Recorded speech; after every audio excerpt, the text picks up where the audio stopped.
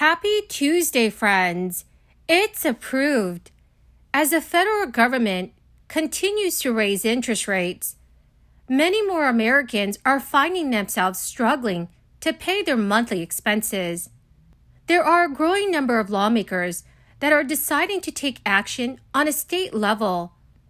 One state is set to send out a new wave of stimulus checks. My dearest friends, please do me a big favor and watch until the end of this video. Also, to say thank you for being part of this community.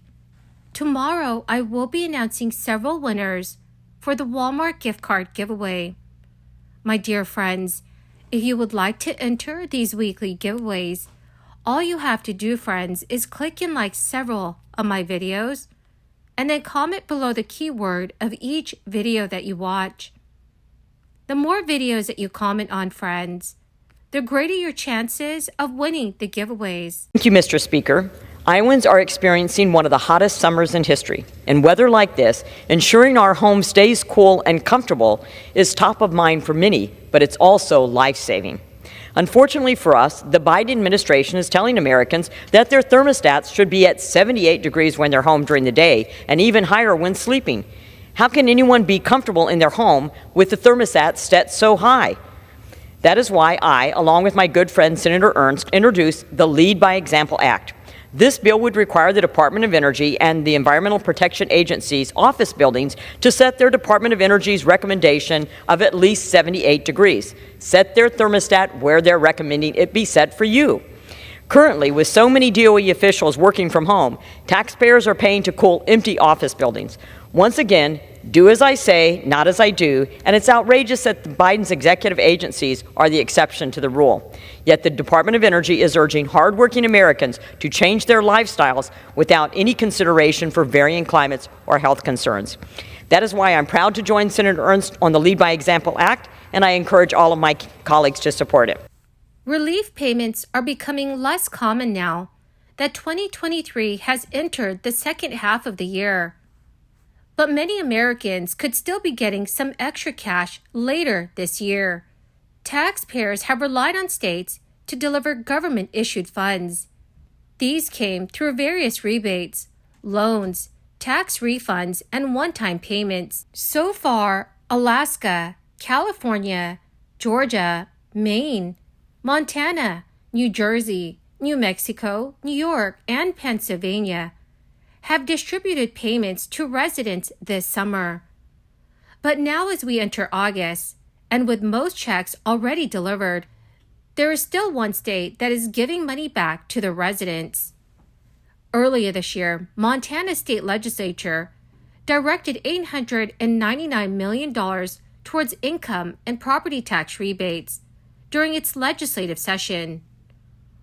While the state's income rebates should have already been sent out, Montana is still working to send out $280 million that was set aside for homeowners. Property owners in the state of Montana are eligible for up to $675 for 2022 and 2023 property taxes on their principal residence. Those who moved during either year can still claim the rebates as long as they meet the 7-month requirement. Homeowners will need to apply for the property tax rebate either via the Montana Department of Revenue's online website or by mail. The department will begin taking applications for the 2022 tax rebate on August 15, 2023, and the claims must be filed by October 1, 2023. Massachusetts state lawmakers handed a $56.2 billion fiscal 2024 budget to Governor Maura Healey this past Monday. House and Senate Democrats took an extra 4 weeks past the start of the fiscal year to come to an agreement regarding the budget, making it the latest non-crisis era spending plan to hit a governor's desk since 2001. Governor Healey gave lawmakers more time to come to a deal last week when she filed a $6 billion interim spending plan to keep the state running through August. The House and Senate quickly passed a bill this past Friday, and Governor Healy signed it into law this Monday. All eyes on Beacon Hill now turn to the status of a tax relief plan that has been stuck since June in negotiations. Top Democrats have worked on some form of tax relief for over a year. Senate Budget Chief Senator Michael Rodriguez said, "Producing a deal on tax relief is not difficult at all, but there are a large volume of high-priority items on the chamber's plate." In June, the Senate passed a $586 million tax relief plan that boosted several housing-related initiatives, but have steered clear of any significant changes to the state's tax cap law. This past April, a $654 million House bill sailed through the chamber, with a provision lowering the short-term capital gains tax from 12% to 5%. The reduction has been supported by Governor Healy and leaders in the business community. House Democrats also backed a change to the Massachusetts tax cap law, known as Chapter 62F, which required the state to send billions of dollars back to taxpayers last year.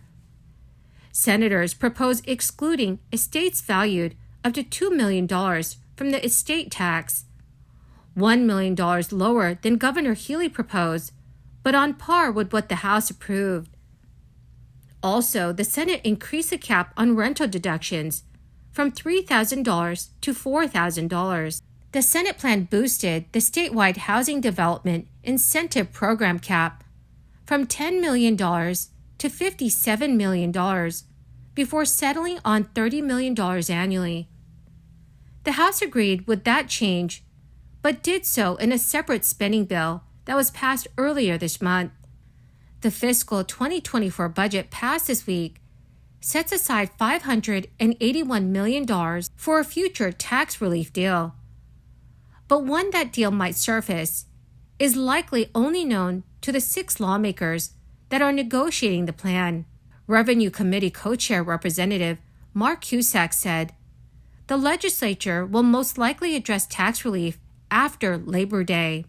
Well, my most marvelous and amazing friends, that is the end of my daily stimulus update video for today.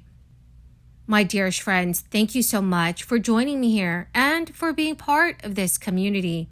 To say thank you and for being part of this community, I will be announcing winners every Friday for the Walmart gift card giveaway.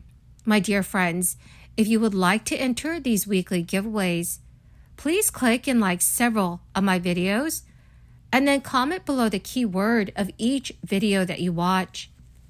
The more videos that you comment on, dear friends, the greater your chances of winning the giveaways.